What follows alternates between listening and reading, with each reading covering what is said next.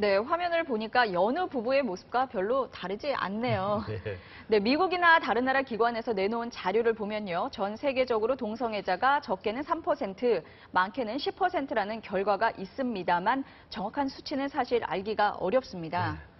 동성 결혼이 합법화된 국가도 있지만 아직은 동성애자에 대한 사회적 편견이 크기 때문일 것입니다. 네. 특히 우리나라에서는 숨기는 경우가 많아서 조사를 통한 정확한 통계 잡기가 어렵습니다. 네, 성소수자에 대한 잘못된 편견 어떤 게 있을까요? 판넬로 한번 보실까요? 네. 먼저 동성애를 병이라고 보는 시각이 있는데요. 세계보건기구, 미국 정신의학회에서 이미 수년 전에 질병 분류에서 동성애를 삭제했습니다. 병으로 보지 않는다는 거죠. 네, 동성애를 병으로 보고 실제로 수술을 하던 시절도 있었습니다. 그런데요. 역시 동성애자가 환자가 아니고 치료 대상이 아니라고 학계 의견이 모아졌습니다.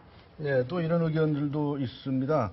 동성애가 가족을 무너뜨리고 사회를 위협한다 이런 주장을 하는 건데요. 가정을 꾸리는 이유가 꼭 아이를 낳는 것은 아니지 않느냐 하는 이런 주장이죠. 네. 그리고 이런 이유도 있습니다. 전통을 이유로 해서 기본적인 인간의 인권을 침해해서는 안 된다라고 하는 것이 성소수자들의 입장입니다.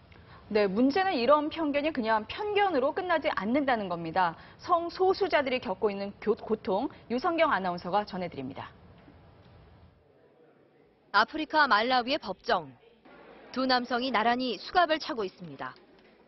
이들은 남자끼리 약혼식을 올렸다는 이유로 14년을 감옥에서 보내게 됐습니다. 케냐에서도 동성애 결혼은 불법입니다. 경찰이 결혼식을 중단시키고 커플을 잡아갑니다. 성소수자에 대한 증오심은 차별을 넘어 끔찍한 폭력으로 이어집니다. 성소수자란 이유로 집회를 하다 폭행당하고 울타리에 묶인 채 또는 집단 강간을 당하고 나서 살해되기도 합니다. Yes, teach and lesson. Okay. Yeah, this is not African. 많은 국가에서 이런 혐오 범죄를 막으려는 법이 따로 만들어졌습니다. Who fights with you and for you.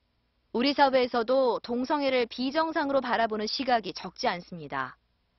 가족에게 이해받지 못하고 중간에 한번 연락을 하려고 했는데 핸드폰 번호가 바뀌었더라고요. 이 사람들 내가 없는 게 바뀌었구나. 폭력에 노출됩니다. 호모라며 이러는 거예요. 바로 때려서 더럽다면서 때렸는데 그냥 돌아왔고. 반기문 유엔 총장은 동성애가 금기시되는 우리나라의 상황을 우려했습니다. 성소수자들은 온전한 존엄성과 권리를 갖고 태어났으며 보호와 존중을 받아야 마땅하다고 반 총장은 말했습니다.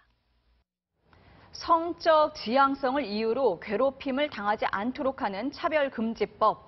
벌써 14년 전부터 정치권이나 인권위에서 몇 차례 발의가 됐는데요. 일부 보수층의 압박에 못 이겨 번번이 좌절이 됐습니다. 네.